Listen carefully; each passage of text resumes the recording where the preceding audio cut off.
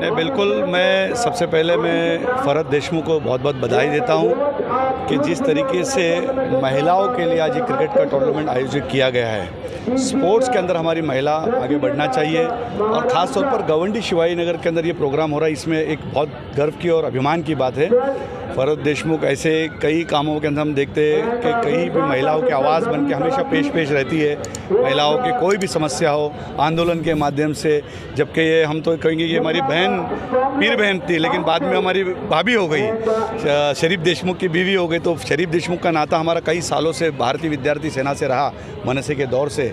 तो ये अब एक फैमिली है और फैमिली के हिसाब से उनको जो भी मदद करना है एक अच्छे काम के लिए, कोई भी कार्यकर्ता जब काम करता है तो उसको ताकत बढ़ाना, मनोबल बढ़ाना, उनको प्रोत्साहन देना, ये हमारा काम है, हमारा कर्तव्य, हमारा फ़र्ज़ है। सरकार की जितनी भी योजना है स्पोर्ट्स से रिलेटेड से लेकर देकर महिलाओं की कई योजना केंद्र सरकार की है, राज्य सरकार की है, वो सारी योजना का लाभ हम इनके ज़रिए गवंडी के जितने भी हमारे बच्चे हैं, महाराष्ट्र के अंदर, मुंबई के अंदर जो बच्चे हमारी महिला के, हमारी नेता बीजेपी की यहाँ पे भी है, उनसे मैं कहूँगा कि अच्छे सारे काम, जैसे उर्दू स्कूल का आज हमने मुद्दा लिया कि उर्दू स्कूल दिन पे दिन ख़त्म होते जा रही है। तो उर्दू तहज़ीब, उर्दू ज़बान, उर्दू बोली जो देश में एक ही लिपि से बोलने वाली ज़बान है, कहीं ना कहीं वो टीचर्स ख़त्म होते जा रही, स्कूल्स ख़त्म हो जा रही।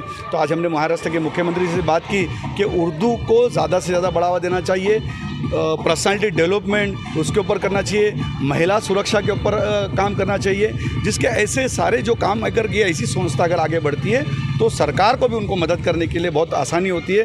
अल्पसंख्यक समाज के जितने मुद्दे हैं बिल्कुल हम इस सरकार में रहकर ज़्यादा से ज़्यादा काम करने में अल्लाह हमको कामयाबी देगा। कोशिश कर रहा हूँ, अल्लाह से हर नमाज में दुआ करता हूँ अल्लाह मेरा ईमान ताज़ा रख, जो जहाँ मैं लोगों से वादे कर रहा हूँ उस पर कायम और दायम रहने वाला बना। इंशाअल्लाह ताला इस सरकार में ज़्यादा से ज़्यादा मेरे कौम की बातें, मेरे कौम के हक, मेरे कौम के बच्चों के मुस्तकबिल के लिए हम कोशिश करेंगे। और फरहत देशमुख को फिर एक बार बधाई देते, सारे अच्छे कार्य के अंदर हम हमारी बहन के साथ ज़रूर पूरी ताकत के साथ खड़े रहेंगे। और आज जिस तरीके से महिलाओं के लिए इन्होंने गवंडी में एक मिसाल, पिछले कई भारतीय विद्यार्थी सेना से मैं गवंडी को देख रहा हूँ, पहली बार महिलाओं का प्रोग्राम हुआ, ये अपने आप में एक बड़ी बात है। ऐसे स्पोर्ट्स के हर कार्यक्रम करते रहे, उसमें पूरी सरकार की, पार्टी की जो मदद लगी ये हाजी आराफा शेख उनके साथ खड़ा रहेगा। सर आप सरकार में हैं और मानपुर शिवाजी नगर में एक अच्छा कॉलेज नहीं है, एक अच्छा हॉस्पिटल नहीं है, अगर कुछ एक्सीडेंट होता है तो लोगों को साइन या राजाबाड़ी जाना पड़ता है। सर उसके लिए आप अपने सरकार से क्या मांग करना चाहिए? बिल्कुल कॉलेज अच्छी होनी चाहिए, बिल्कुल यहाँ पे वो सारा जो डेवलपमेंट होना चाहिए था। पिछले कई साल से जब देखते तो पिछड़ा इलाका माना जाता है, पानी की समस्या कई सालों तक थी, फिर बांधकाम की समस्या बहुत थी। ऐसा डेवलपमेंट तो हो रहा है, लेकिन जिस तरीके से होना चाहिए उस तरीके से नहीं हो रहा। उसके लिए विजन लगता है, अगर विजन तुम्हारे पास होगा, स्पार्क तुम्हारे पास होगा, ऑटोमेटिक सारी चीज़ें होती है। लेकिन हम अगर जब बातें करते, बेतुकी बातें नहीं होनी चाहिए, एक वजनदार बातें होनी चाहिए, मियारी बातें होनी चाहिए।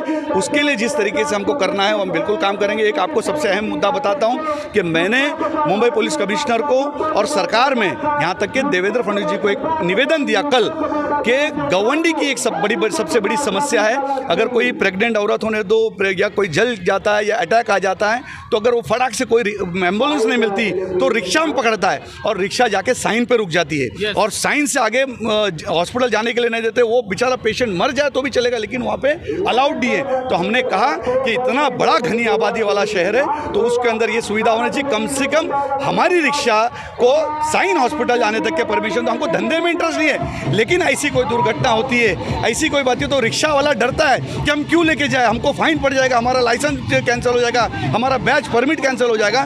तो महाराष्ट्र के मुख्यमंत्री जी ने, उप मुख्यमंत्री जी ने एकदम सकारात्मक उन्होंने कहा कि इतनी बड़ी घनी आबादी को देखते हुए, गवंडी शिवाजी नगर को देखते हुए, उसमें चेंबूर आता है, लोखंडे मार्ग आता है, बैगनवाड़ी आता है, शिवाजी नगर, इतनी बड़ी घनी आबादी को देखते हुए उन्होंने कहा कि बिल्कुल रिक्शा को वहाँ परमिशन दिया जाएगा और साइन हॉस्पिटल तक के हमारी रिक्शा इसके बाद तेज़ी के साथ जाएगी। और अल्लाह से दुआ करते कि उनको ज़रूरत ही ना पड़े, ऐसा कोई हादसा ही ना हो। लेकिन अगर कोई ऐसा हादसा होता है या इमरजेंसी होती तो रिक्शा के लिए हम लोग परवानगी के लिए बिल्कुल हमने बात रखी और 100% मैं महाराष्ट्र के मुख्यमंत्री और महाराष्ट्र के उप मुख्यमंत्री से वाहतूक संगठन का अध्यक्ष होने के नाते रिक्शा वाले को बिल्कुल ये दिला के रहूँगा।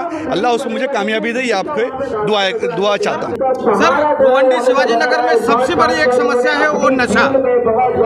आप सरकार में हैं, मुख्यमंत्री माननीय शिंदे साहब से और फडणवीस जी से क्या मांग करना चाहेंगे कि कब तक बंद होना चाहिए? नहीं, इसके ऊपर तो बहुत कड़ा आंदोलन करना चाहिए।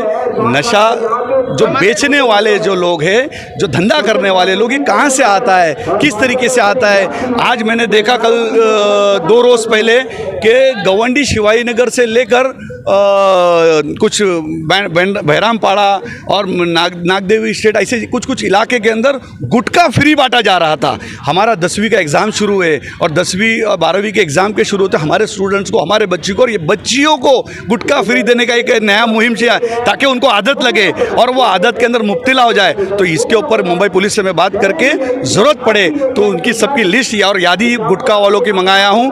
नशा जो इसके अंदर ड्रग्स वाले जो नशा जो कर रहे तो उनकी पूरी यादी हमने तैयार की और उसके लिए हैंटर मोर्चा हाजी अराफात शेख निकालेगा और पिछवाड़ा लाल करने का लोगों का काम करेगा। शुक्रिया, धन्यवाद।